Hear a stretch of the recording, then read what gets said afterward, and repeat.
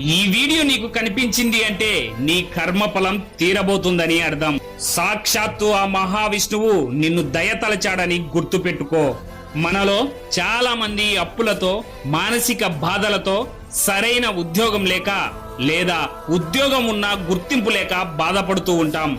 అలాంటి వారికి విష్ణు సహస్రనామంలోని ఈ శ్లోకం ఎంతో మంది కన్నీళ్లను తుడిచింది. సాక్షాత్తు ఆ మహావిష్ణువు ఈ శ్లోకాన్ని రోజుకు ఒకసారి మనసులో భక్తితో జపిస్తే నిన్ను కాపాడటానికి కంకణం కట్టుకొని కూర్చొని ఉన్నాడని, ఎవరు ఈ శ్లోకాన్ని పలుకుతారా, అనుగ్రహించాలా అని ఎదురు చూస్తూ ఉంటాడని గ్రంథాలు చెబుతున్నాయి.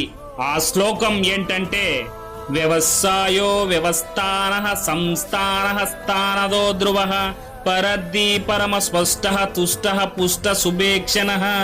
ఈ శ్లోకాన్ని ఉద్యోగం లేక బాధపడుతున్న మీ పిల్లలకు,